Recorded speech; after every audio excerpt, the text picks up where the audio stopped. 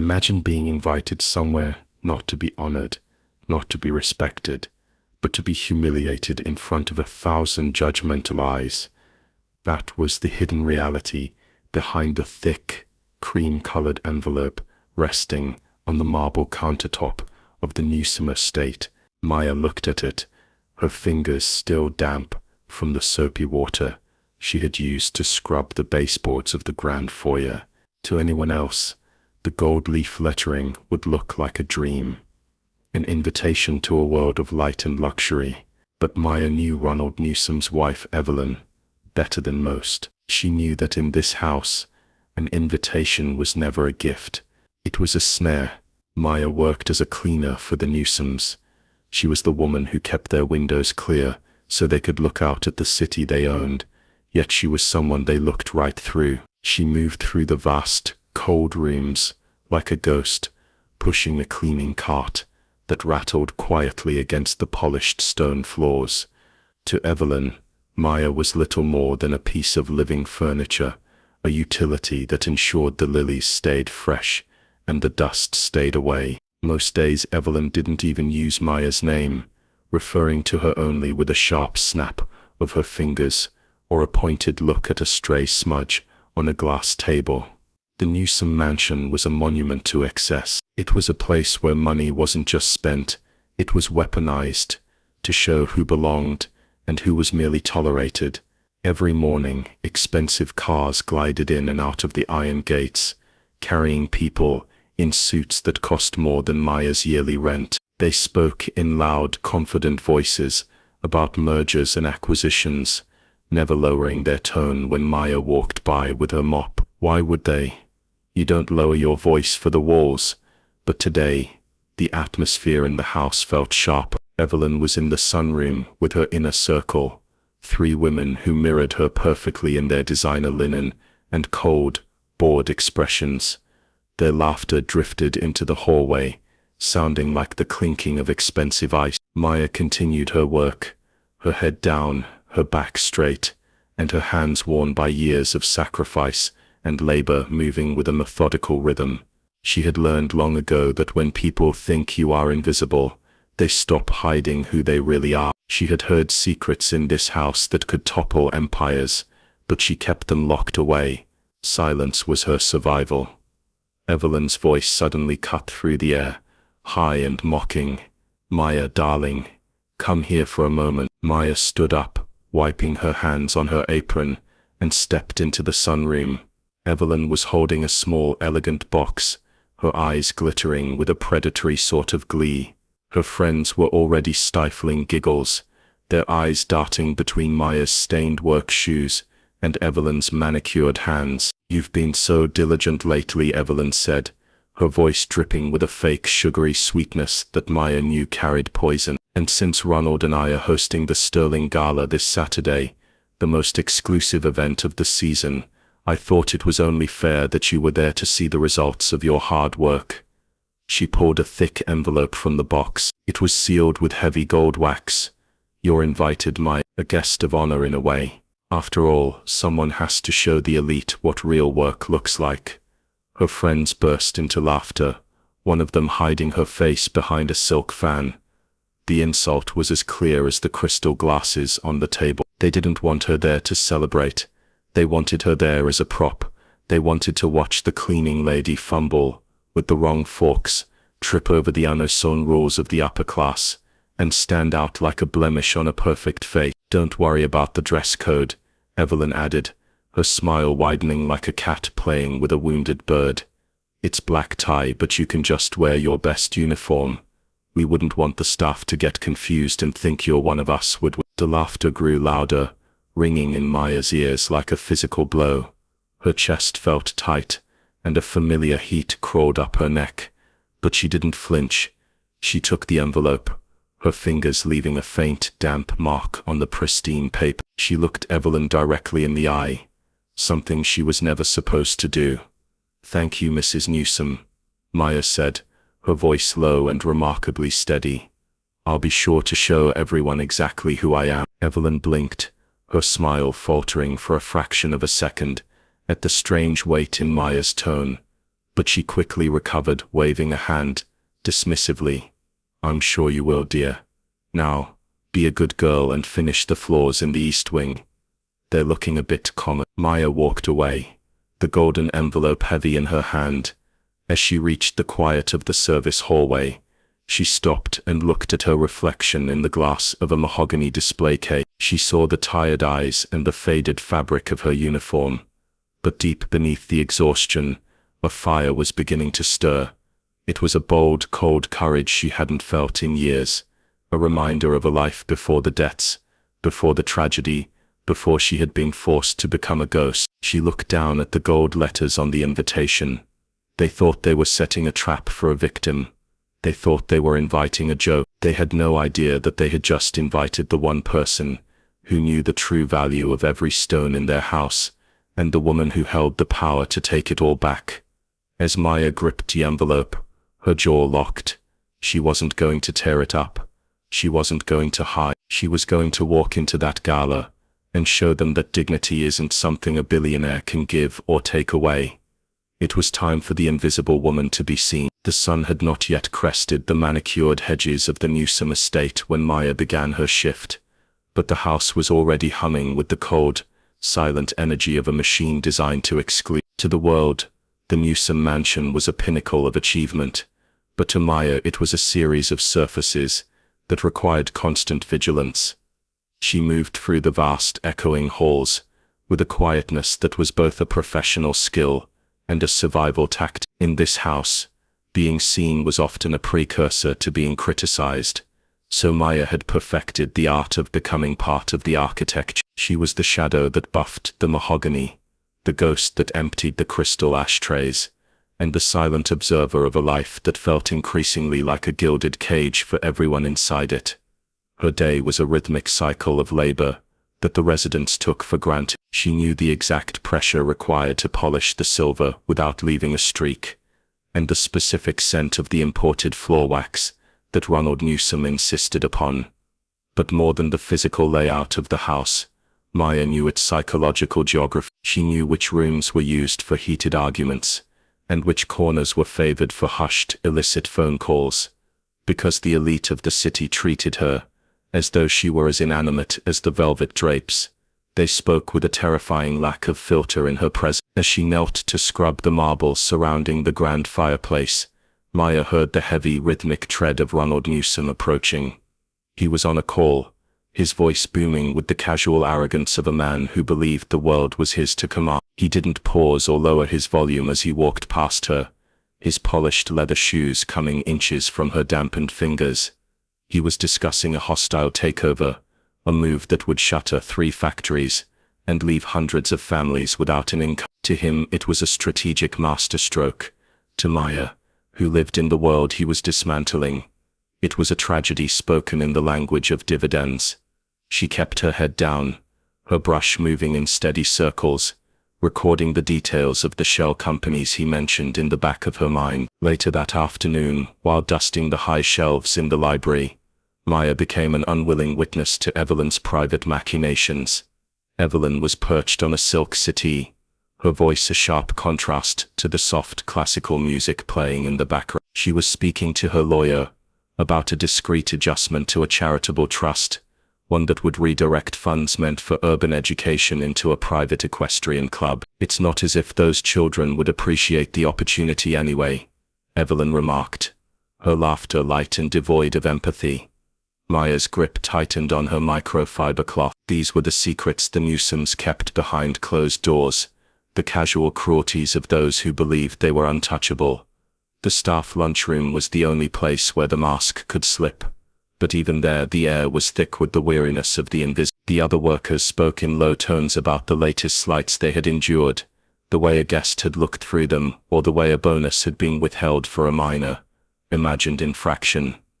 Maya listened more than she spoke. She felt the weight of her own history pressing against her ribs, the memory of a time when she was the one sitting in the high-backed chairs, the one with a name people remembered with respect. Now she was just the girl, a utility to be used until she was worn out. As the evening light began to stretch across the foyer, Maya found herself back where her day began, buffing the spots where the elite had walked. She watched the sunset through the floor-to-ceiling windows, the orange glow catching the gold leaf on the ceiling. It was beautiful, but it was a beauty built on the silence of people like her. She realized then that the Newsomes didn't just own property.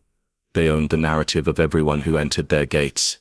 They decided who was important and who was a placeholder. But as Maya felt the heavy weight of the gala invitation in her pocket, a cold, sharp clarity settled over her. They thought she was part of the furniture, sturdy, silent, and incapable of change. They didn't realize that the furniture had been listening, and it was finally time for the house to speak back.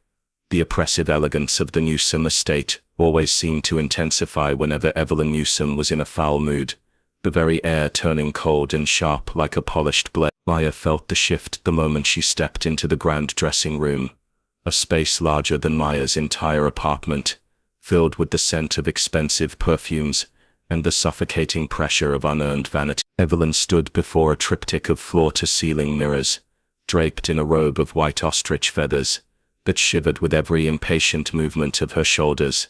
She was preparing for a preliminary fitting for the gala, but the reflection staring back at her seemed to offer no satisfaction. Maya moved quietly toward the vanity, her cart making no sound on the thick Persian rug. Her task was simple: polish the silver trays and crystal jars that held Evelyn's various ointments and jewels. She worked with her usual rhythmic grace, keeping her eyes fixed on the task, but Evelyn's gaze was already fixed on her through the mirror. It was the look a predator gives to a creature it intends to break for sport, a gaze full of a deep-seated hollow insecurity that could only be filled by the diminishment of others. "You missed a spot on the marble threshold this morning, Maya," Evelyn said, her voice a low, dangerous purr. She didn't look at the threshold. She kept her eyes locked on Maya's reflection, waiting for a flinch. "I'll attend to it immediately, Mrs. Newsome," Maya replied, her tone a masterclass in neutral compliance. She had learned long ago that to defend oneself was to give Evelyn the conflict she craved. Evelyn turned slowly, the feathers of her robe rustling like dry leaves. She walked toward Maya, her designer heels clicking with a deliberate, aggressive tempo. In her hand, she held a glass of dark red wine, the liquid swirling precariously near the edge. Just as she reached Maya, she stumbled, a movement so calculated and theatrical, it would have been laughable if the intent wasn't so violent. The wine splashed across the floor, but a significant portion landed directly on Evelyn's own shoes, a pair of white custom-made Italian leather pumps that cost more than a year of Maya's groceries. A sharp, theatrical gasp escaped Evelyn's lips. "Oh, look at what your clumsiness has caused," she snapped, though Maya hadn't moved an inch. The three friends lounging on the nearby chaise longue sat up, their faces twisting into masks of performative shock, eager to witness the coming cruelty. "I'm sorry, ma'am, I'll get a cloth," Maya started, reaching for her cart. "No," Evelyn barked, her hand shooting out to stop her. The room went deathly silent. Evelyn looked down at her stained shoes, then back at Maya with a smile that was nothing more than a baring of teeth. "A cloth won't do for leather this fine. It needs a delicate touch. Since you're so fond of being on your knees, why don't you show us how well you can clean?" One of the friends whispered, a sharp, jagged laugh. Evelyn gestured downward with her wine glass. "Clean them, Maya. Now, use your hand. I want to see them shine before I walk out of this room." Maya felt the blood rush to her face, a heat that was not of shame, but of a long-buried fire. She looked at the white leather now marred by the dark red stain, and then at Evelyn's expectant, cruel eye. The stakes were no longer about a job or a paycheck.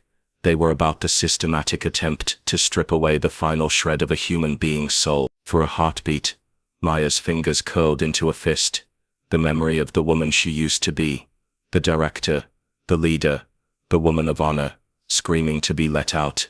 But she remembered the mission. She remembered the character audit, and the legacy that rested on her ability to see this through to the end. With a slow, deliberate movement, Maya sank to her knees. The carpet was soft, but it felt like red-hot coals beneath her. She took a small, clean silk rag from her pocket. As she leaned down to wipe the wine from the expensive leather, Evelyn leaned over, her voice a hot, venomous whisper that only Maya could hear. Remember this feeling, Maya. Evelyn hissed. This is exactly where you belong. Beneath my no matter what that invitation says. Don't ever forget that you are the dirt I walk on to keep my own souls clean. Maya didn't look up. She focused on the stain. Her movements precise and steady. She didn't give Evelyn the satisfaction of a tear or a tremor. She cleaned the shoe until the white leather sparkled. A silent testament to a work ethic that Evelyn could never understand. When she was finished, Maya stood up, her back as straight as a soldier's, her eyes clear and unbreaking. Is there anything else, Mrs. Newsom? Maya asked. Evelyn's face darkened, her disappointment palpable. She had wanted to see Maya break. Instead, she had only seen her endure. Get out, Evelyn snapped, turning back to the mirror. And make sure that threshold is spotless. I don't want to see a single trace of your presence when I leave this room. Maya inclined her head slightly and pushed her cart out of the dressing room. As the doors closed behind her, she didn't collapse. She didn't. Instead, she reached into her pocket and felt the sharp edge of the gala invitation. The Queen's malice had intended to bury her, but all Evelyn had done was provide the final spark needed to burn the whole house of cards down. The Invisible Woman was done taking orders. The audit was almost over, and the price for Evelyn's cruelty was about to become more than the Newsom empire could ever afford to pay. The morning air in the Newsom mansion felt thin and pressurized, like the calm before a storm that intended to uproot everything in its path. Maya was in the grand foyer buffing the vast expanse of checkerboard marble that led to the spiraling staircase. The repetitive motion of her arm was the only thing grounding her as she felt the weight of Evelyn's presence long before she heard her. Evelyn descended the stairs slowly, her silk robe billowing behind her like a poisonous cloud. In her hand, she held the cream-colored envelope, tapping it against her palm with a rhythmic, taunting flick. Evelyn stopped 3 steps from the bottom, placing herself physically above Maya, forcing the younger woman to look up. The light from the chandelier caught the gold wax seal on the invitation, making it shimmer with a deceptive beauty. For a moment, Evelyn said nothing, merely savoring the sight of Maya on her knees, with a polishing rack. This was the tableau Evelyn lived for, the absolute confirmation of her own superiority. I've been thinking about our little conversation in the dressing room, Maya, Evelyn began, her voice smoothed over with a layer of artificial grace that set Maya's teeth on edge. About how hard you work to keep this place presentable. It occurred to me that you probably spend your entire life looking at beautiful things you can never own, and attending events you could never afford. It must be quite exhausting, being the spectator of a life you'll never lead. Maya stopped polishing and stood up, maintaining a respectful distance. She kept her expression a blank slate, a fortress of neutrality. I find satisfaction in my work, Mrs. Newsom. Oh, I'm sure you do. It's a very noble, very simple way to live, Evelyn replied, her lip curling in a micro-expression of disgust. She extended the envelope, holding it by the very corner as if afraid Maya's touch might contaminate it. This is for you, an official invitation to the Sterling Gala this Saturday. It's the event of the decade. The governors will be there, the CEOs of the Fortune 500, the true architects of this city.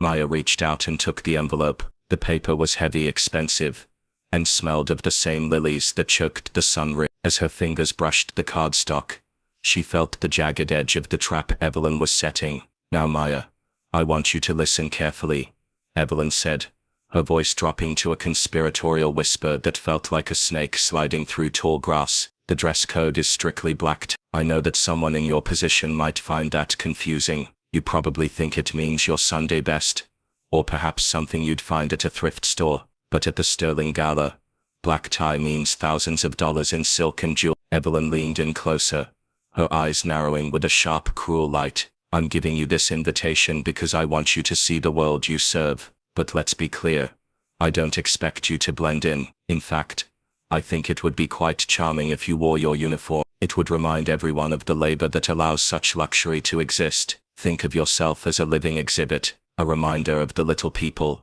The silence that followed was heavy enough to crack the marble beneath them. Maya looked down at the gold lettering of her own name on the envelope. Evelyn wasn't just inviting her to a party.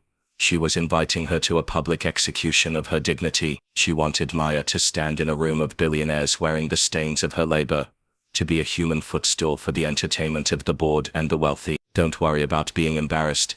Evelyn continued, patting Maya's shoulder with a touch that felt like ice. No one will actually talk to you. You'll just be there to be noticed. It's a social experiment of sorts. My friends and I are quite curious to see if someone like you can even handle the atmosphere without fainted. Just try to keep the smell of bleach to a minimum, won't you? Evelyn let out a light melodic laugh and turned back toward the stairs. Her gift delivered. She didn't look back to see Maya's reaction. She didn't need to. In her mind, the game was already won. She had given the mouse a piece of cheese that was rigged to a spring-loaded bar. Maya stood alone in the foyer. The invitation gripped so tightly in her hand that the cream-colored paper began to crease. The humiliation was a cold weight in her stomach. But beneath it, the fire she had been nurturing for weeks flared into a white-hot blaze. Evelyn thought she knew what black tie meant. She thought she understood the limits of Maya's world. She believed that by inviting a cleaner to a gala, she was inviting a victim. But as Maya stared at the gold seal, she didn't see a trap. She saw an opening. Evelyn had just handed her the keys to the kingdom, and invited her to the very room where the character audit would reach its final, devastating conclusion. Maya's mind raced, moving past the insults and the mockery. She thought of the wooden box in her apartment, the hidden photos, and the allies she had kept in the shadows for far too long. Evelyn wanted a living exhibit of the lower class. She wanted a janitor to stumble through the... Maya looked at the grand staircase where Evelyn had disappeared, and whispered a promise to the empty air. Evelyn was going to get exactly what she asked for. She was going to see the woman who kept her house in order. But when Maya walked through those doors on Saturday night, the only thing being cleaned would be the Newsom family's reputation, scrubbed away until there was nothing left but the ugly truth. The gilded trap had been set, but for the first time in her life, Evelyn Newsom had no idea who was truly the hunter. The walk back to her apartment felt like a journey through an exhaust pipe, the city's heat and noise pressing against Maya's skin until she reached the sanctuary of her three-flight walk-up. The elevator had been out of service for weeks, a stark contrast to the silent gold-leafed lifts of the Newsom estate that glided like silk. Each step Maya took felt like she was dragging a chain of leaden insults behind her. By the time she turned the key in her lock, the composure she had maintained all day, the mask of the perfect invisible servant, began to crack at the edges. She stepped into her living room, a space that smelled of vanilla candles, and the faint lingering scent of cheap laundry detergent. It was clean, meticulously so, but it was small, and tonight, the walls felt like they were closing in. Maya dropped her bag on the worn sofa, and walked to the bathroom, catching her reflection in the medicine cabinet mirror. The fluorescent light flickered, casting harsh, unforgiving shadows across her face. She saw the woman the Newsoms, saw a face, etched with the weariness of 1,000 scrubbed floors, hair pulled back into a tight, practical knot, and eyes that had learned to look at the ground to avoid the sting of condescension. Suddenly the dam broke. The weight of the wine-stained shoe, the mocking laughter in the sunroom, and the cold, jagged edge of the gala invitation in her pocket, crashed over her all at once. Maya slumped against the cool tile of the wall, a sob breaking from her chest that sounded like something tearing deep inside. She cried for the dignity she had to swallow every morning like a bitter pill. She cried for the parents she had lost,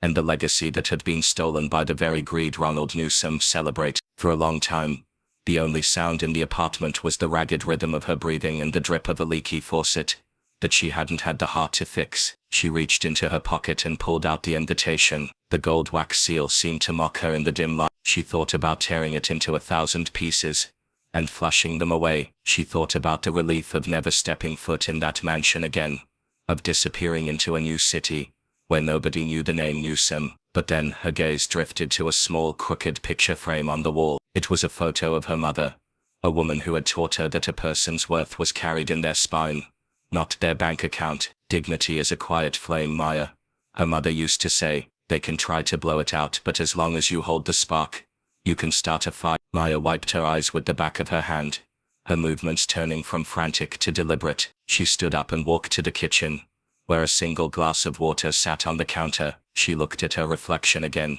but this time she didn't look at the exhaust. She looked at the bone structure, the fire in her pupils, and the strength in her jaw that Evelyn Newsom's insults had failed to break. The character audit was supposed to be a cold professional task, a way to determine if the Newsom empire deserved the sterling trust, but it had become something much deeper. It was a battle for the soul of her father's legacy. If she stayed hidden, if she allowed herself to be the joke at the gala, she would be agreeing with Evelyn. She would be admitting that she was nothing more than the dirt on their shoe. A cold, sharp clarity settled over her, replacing the grief. Maya walked to the back of her closet and pulled out a small dust-covered wooden box. Her hands shook as she placed it on her bed. Inside were the remnants of a life that felt like a dream. Photographs of her as a young director, a founder, a woman who was greeted with smiles of genuine respect, not the blank stares of the elite. She touched the certificate of the Adabio Foundation, her fingers tracing the bold letters of her own name. "They think I am nobody," she whispered to the empty room, her voice gaining a resonant, dangerous edge. "They think I don't belong in their world because I've spent time cleaning. They have no idea that I am the one who keeps the lights on." She realized then that Evelyn had made a fatal mistake. By inviting Maya to the gala, she had given her a stage. She had invited the one person who could pull back the curtain on the Newsome's corruption in front of the very people they cared about most. Maya reached for her phone, her thumb hovering over a contact she hadn't dared to call in 3 years. It was time to stop being the ghost in the hallway. It was time to stop being the furniture. Maya stood tall in the center of her small room, the invitation gripped firmly in her hand. She wasn't going to show up in a uniform. She wasn't going to be the living exhibit of the working class. She was going to show up as the woman they tried to erase and failed. The reflection in the glass had changed. The cleaner was gone, and in her place stood a woman preparing for war. The small wooden box sat on the center of Maya's faded duvet, like a relic from a sunken ship, its surface scarred by time but its heart still intact. For 3 years, it had remained tucked beneath a pile of old blankets in the darkest corner of her closet, a silent witness to her transformation into a shadow. To open it was to invite the ghosts of a former life into a room that was currently built on survival and silence. Maya's breath came in shallow hitches.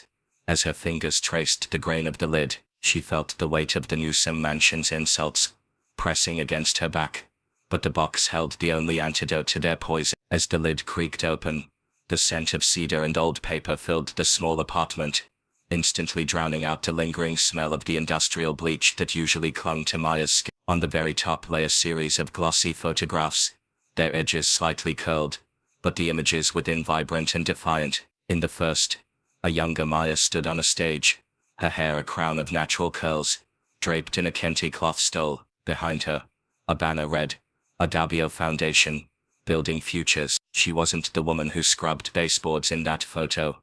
She was the woman who had built them. She was a founder, a director, a leader, who had once managed a $10 million endowment, aimed at providing scholarships for the very children Evelyn Newsome looked down upon. Maya shifted the photos, her heart hammering against her ribs. There was a picture of her father, Elias Adabio, standing shoulder to shoulder with a much younger, thinner Ronald Newsome. In the photo, Ronald looked hungry, almost desperate, while Elias held himself with the quiet, unshakable authority of a man who owned the room. Maya remembered that day. It was the afternoon her father had signed the papers to seed Ronald's first venture, the Sterling Trust. Her father had been a kingmaker, a philanthropist who believed that wealth was a tool for elevation, not a weapon for exclusion. Ronald had started his empire with Adabio money, a fact that had clearly been scrubbed from the official Newsome history books. Beneath the photos lay the official audit documents and the Sterling Trust deeds. These were the papers that had brought Maya to the Newsome estate in the first place. When her father passed and the foundation was rocked by a scandal orchestrated by his rivals, Maya had lost everything, except the secret clauses of the trust. The legal documents stated that the Newsome family would only maintain control of the Sterling funds if they upheld the moral and ethical standards of the Adabio legacy. Maya had taken the job as a cleaner, not out of desperation, but as a silent order. She had needed to see, without the filter of high society lunches, if the Newsomes were worthy of the power they wielded. The deeper she dug into the box, the more the cleaning lady persona fell away like dead skin. She found her old passport, filled with stamps from Geneva, London, and Lagos, places where she had been a guest of honor, not a ghost in the hallway. She looked at her hands, the skin rough from lie and scrubbing, and compared them to the hands in the photographs that held gala programs and fountain pens. The contrast was a physical ache, but it was also a spark. She realized that Evelyn's mockery was based on a lie, that Maya herself had allowed to persist. Evelyn believed she was the predator because she had the gown and the title. But Maya was the line holding the ledger. She was the one who had spent months watching the Newsomes fail the character test every single day. She had watched them steal from charities, mock the poor, and treat the invisible with a cruelty that would have horrified her father. At the bottom of the box, tucked in a silk pouch, was a piece of jewelry her father had intended for her wedding day. A slim gold necklace with a single black stone, cold and heavy. Maya held it in her palm, the metal warming against her skin. This was the sterling legacy. It wasn't just money, it was the weight of responsibility. She looked at the invitation from Evelyn, resting on the nightstand, its gold wax seal looking cheap and gaudy compared to the authentic history scattered across her bed. A new kind of silence filled the apartment, one that wasn't born of exhaustion, but of a terrifying, focused power. Maya was no longer the woman who needed to cry over a wine-stained shoe. She was the rightful guardian of the very wealth the Newsomes used as a shield. The audit was over. The verdict was in. She had seen the Newsomes when they thought no one was watching, and she had found them bankrupt of the only currency that mattered. As she began to pack the photos away, Maya didn't hide the box this time. She left it open. The secret history was now her blueprint for the future.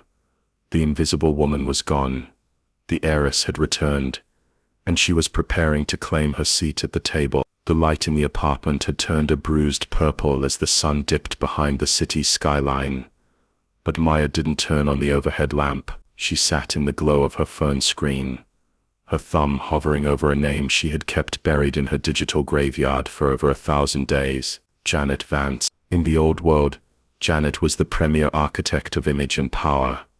A woman whose fashion house in Atlanta didn't just sell clothes, it sold armor. They had been sisters in every way that mattered, rising together until the scandal that broke the Adabio name had forced Maya to sever every tie to protect her friends from the fallout. Maya's breath felt tight in her chest as she finally pressed the call button. The ringing sound was a rhythmic digital heartbeat that seemed to echo against the quiet walls of her small room. Once, twice, on the third ring, the line clicked open. "Hello?" The voice was sharp, guarded, and unmistakably elegant. "Janet?" Maya whispered, her own voice cracking under the weight of 3 years of silence. "It's Maya." There was a silence so profound on the other end of the line that Maya wondered if the connection had failed. Then a sharp intake of breath. "Maya? Maya Adabio? Is this really you?" The guarded tone vanished, replaced by a raw, frantic energy. "Where have you been? I've spent a fortune on private investigators. I've looked everywhere." "Maya, I thought you were." "I'm alive, Janet.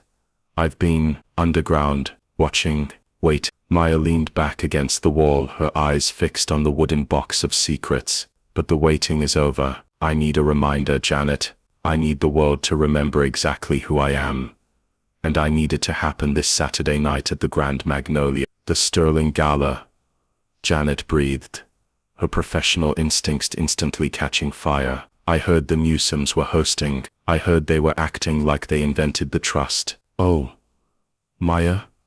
Tell me you're going there to burn it down." "I'm going there to audit the wreckage," Maya replied, her voice gaining a hard, resonant edge. "Evelyn Newsome invited me as a joke. She thinks I'm coming as the help. She told me to wear my cleaning uniform so I wouldn't confuse the guests." Janet's laughter was a cold, jagged sound over the line. "A uniform?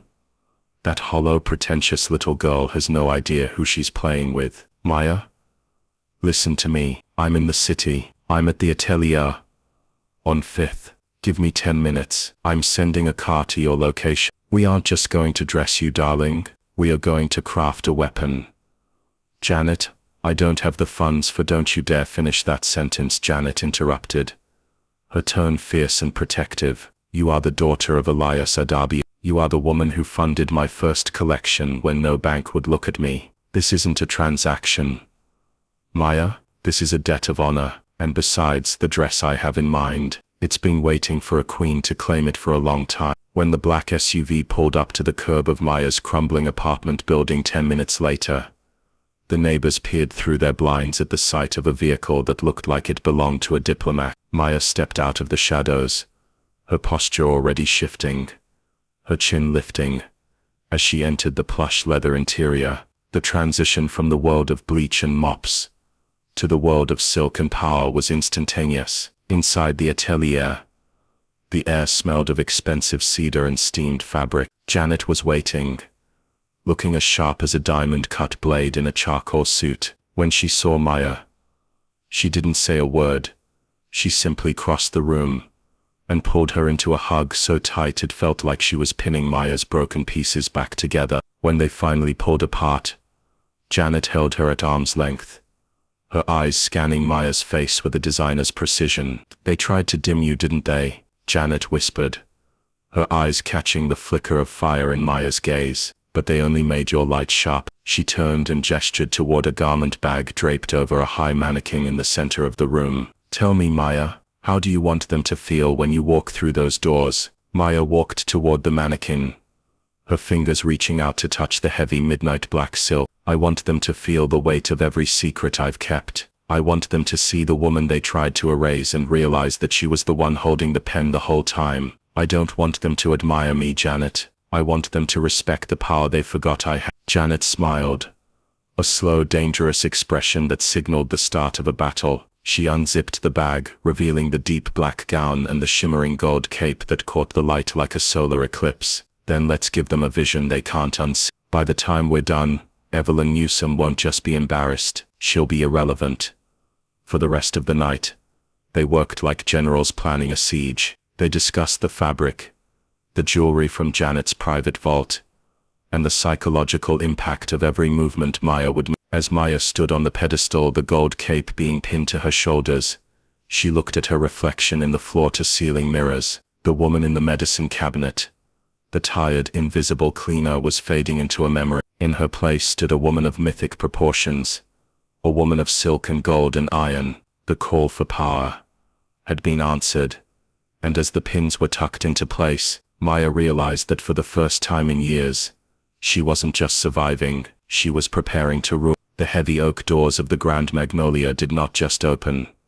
They seemed to surrender to the force behind them. As Maya stepped into the threshold, the golden light of a dozen crystal chandeliers caught the edge of her cape, transforming her into a silhouette of molten light and shadow. The air in the ballroom, which only moments before had been thick with the self-important chatter of the city's elite, suddenly vanished. A vacuum of silence followed her first step, a deafening, collective intake of breath that signaled the immediate death of every conversation in the room. Maya did not rush. She moved with a slow, rhythmic grace that turned the long expanse of the white carpet into a sacred space. Her black silk gown moved like water against her skin, deep and absorbing, while the gold cape trailed behind her with the weight of a royal decree. Her head was held high, her gaze fixed, not on the floor she had scrubbed just days ago, but straight ahead, toward the center of the garden where the Newsom stood frozen.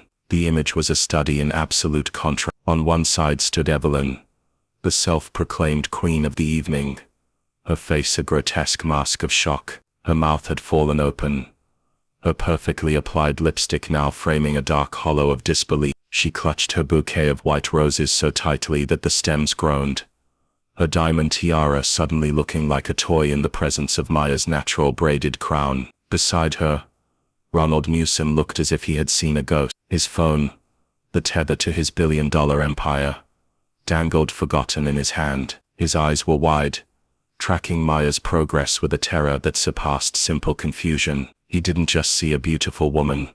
He saw the living embodiment of a debt he could never repay. As Maya walked, the silence began to fracture into 1,000 frantic whispers. The very people who had walked past her in the hallways of the mansion without a second glance were now leaning into one another, their eyes wide with a mix of awe and predatory curiosity. "Who is she?" a senator's wife murmured, her voice trembling. "Is she a diplomat, a princess?" The photographers, who usually scrambled for a shot of Evelyn, were now turning their lenses toward Maya.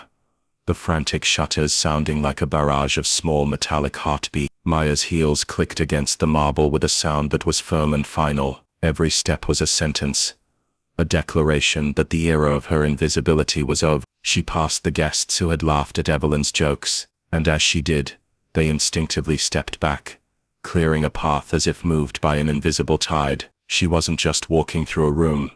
She was reclaiming it. The scent of bleach and industrial soap was gone, replaced by the subtle, commanding fragrance of sandalwood and the cold, clean smell of ancient gold. When she finally reached the center of the courtyard, she stopped exactly 6 feet away from Evelyn. The light from a massive chandelier directly above them pulled around Maya, making her gold cape shimmer like a solar eclipse. The silence returned, deeper and more expectant than before. Maya didn't speak. She didn't need to. She simply stood there, her hands resting naturally at her sides, her eyes meeting Evelyn's with a clarity that was more devastating than any insult. In that moment, the power dynamic of the Newsome Empire did not just shift, it shattered. Evelyn looked down at her own gown, the white lace suddenly feeling virginal and weak against Maya's midnight silk. She looked at her friends, but they weren't looking at her.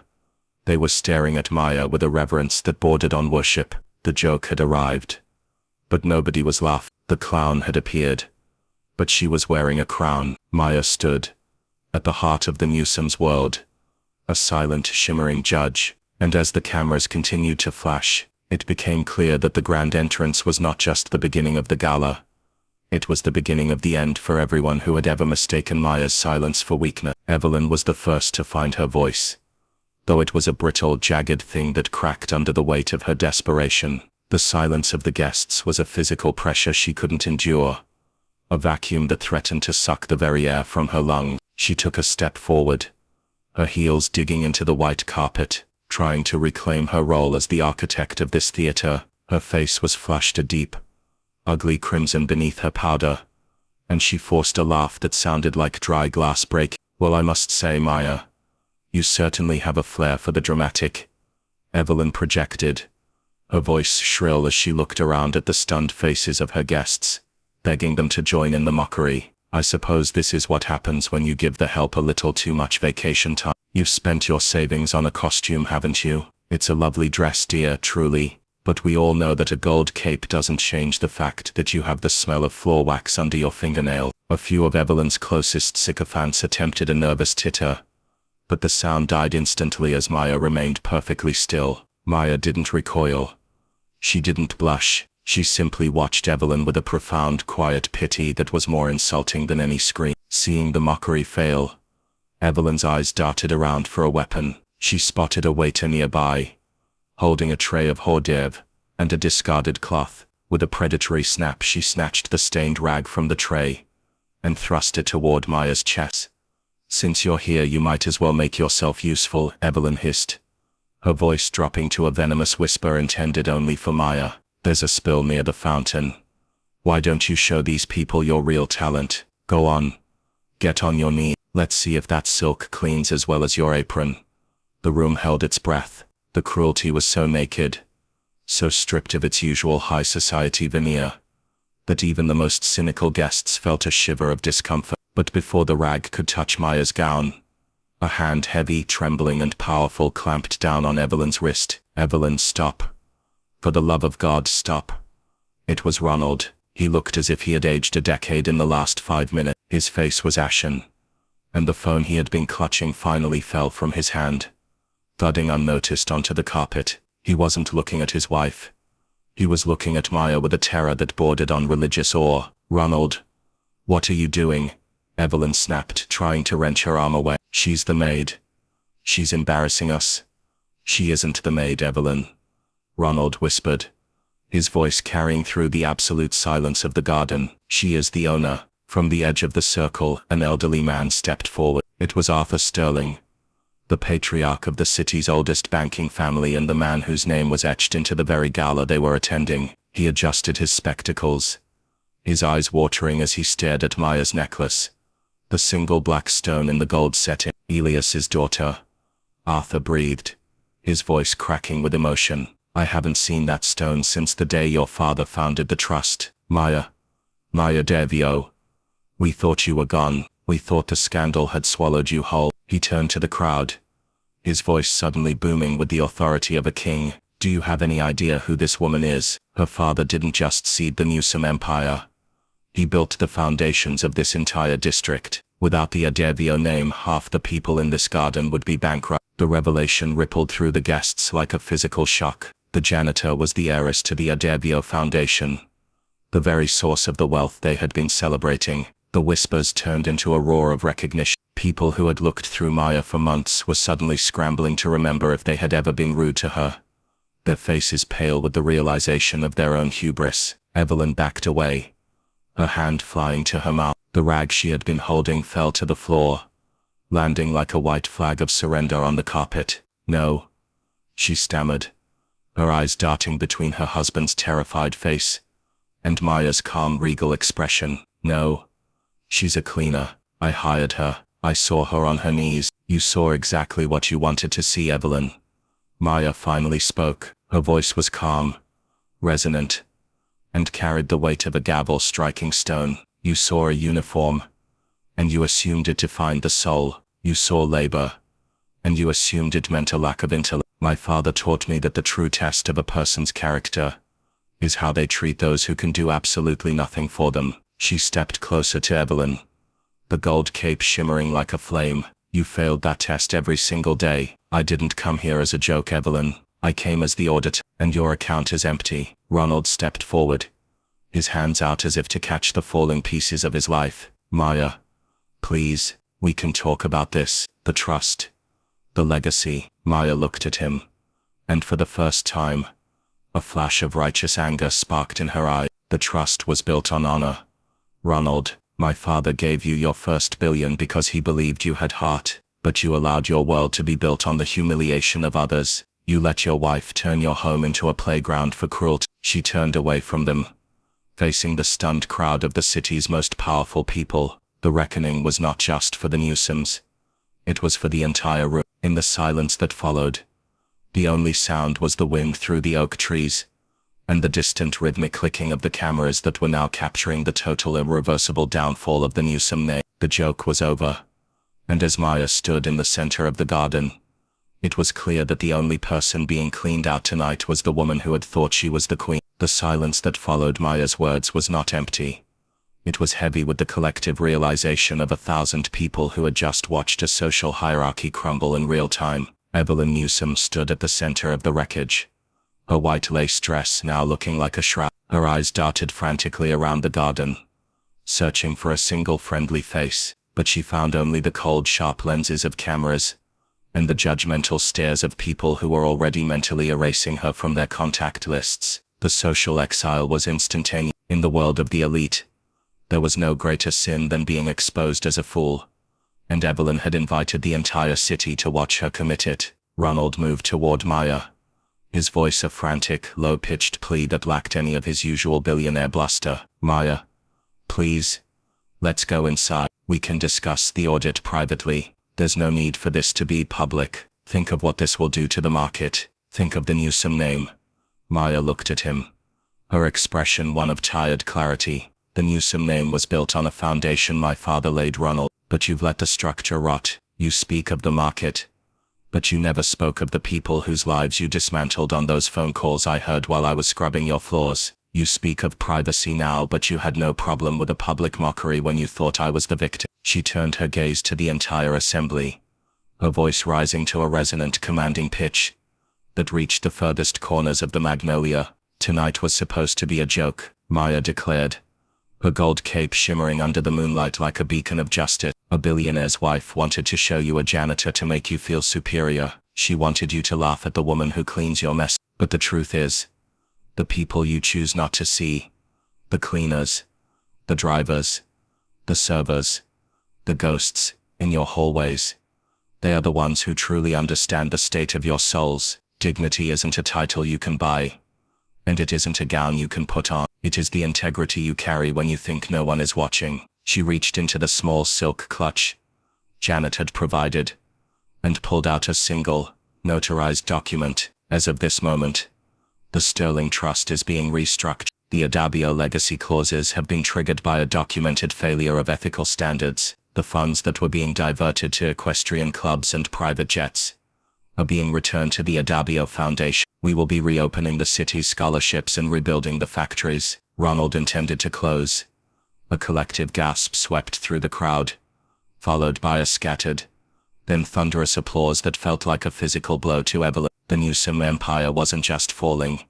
It was being liquidated of its moral authority. Evelyn collapsed onto a nearby stone bench, her bouquet falling into the dirt, her tiara slipping askew. She looked small, hollow and utterly common. The woman who had told Maya to remember her place had finally found her own. Maya didn't wait to watch the final collapse. She had seen enough. She turned and began to walk back down the white carpet, her head held high, the gold of her cape trailing behind her like a sunset. As she reached the exit, Janet was waiting by the car, a look of fierce pride on her face. She opened the door, and Maya stepped inside.